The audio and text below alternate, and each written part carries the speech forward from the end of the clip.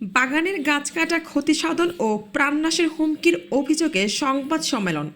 শেরপুর সদর উপজেলার চরপক্ষিমারি এলাকার শিমুলতলী গ্রামে বাগানের গাছ কেটে ফেলা, ক্ষতিসাধন, মিথ্যা মামলা এবং প্রাণনাশের হুমকির অভিযোগ তুলে সংবাদ সম্মেলন করেছেন ভুক্তভোগীরা। শেরপুর জেলা প্রতিনিধি জাবালের রহমত পরশ জানান, সংবাদ সম্মেলনে অভিযোগ করা হয় দীর্ঘদিন ধরে ইমান আলী ও হেলাল উদ্দিন পরিকল্পিতভাবে বাগানের আম গাছের ক্ষতি করা এবং বড়ই গাছ কেটে ফেলার মাধ্যমে বাগানের ব্যাপক ক্ষতি সাধন করে আসছেন। এতে বাগানের আর্থিক ও পরিবেশগত ক্ষতি হচ্ছে বলে দাবি করা হয়। ভুক্তভোগীরা জানান, বাগানে গেলে বিভিন্ন সময় ভয়ভীতি প্রদর্শন করা হয় এবং প্রকাশ্যে প্রাণনাশের হুমকি দেওয়া হচ্ছে। পাশাপাশি মিথ্যা মামলা দিয়েও হয়রানিরও অভিযোগ তোলা হয় সংবাদ সম্মেলনে। 6 বছর ধরে জমি লিজ নিয়ে অংশীদার ভিত্তিতে এখন উন্নত জাতের আম, বড়ই বাগান করেন অবসরপ্রাপ্ত সেনা সদস্য সিদ্দিকুর রহমান। বাগানে 2 বছর ধরে ফল ধরতে শুরু করেছে। প্রায় 18 বিঘা জমির এই বাগান চারদিকে লোহার নেটে প্রাচীর করা, তবুও ক্ষতি করে চলেছে দুর্বৃত্তরা। নিজেদের জমি ও বাগান রক্ষা করাই এখন তাদের প্রধান উদ্বেগ হয়ে দাঁড়িয়েছে। সংবাদ সম্মেলনে লিখিত বক্তব্যে পাঠ করেন অবসরপ্রাপ্ত সেনা সদস্য বাগান মালিক সিদ্দিকুর রহমান।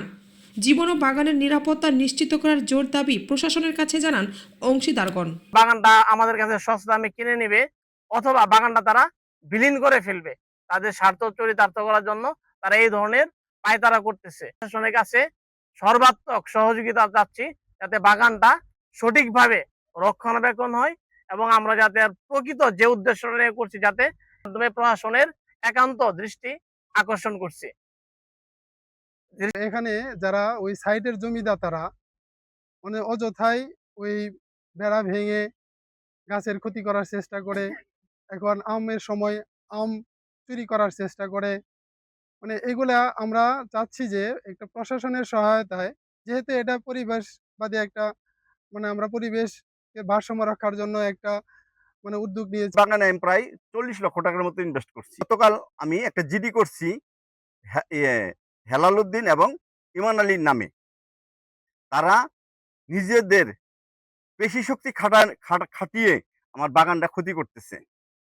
কেউ বলতে গেলে বলে আইন আবার কিসের, আমরা আইন টাইন মানি না। আমি তাই আপনাদের মাধ্যমে চেষ্টা করবেন আমার বাগানটা যেন ভালো থাকে। আমার না, এলাকার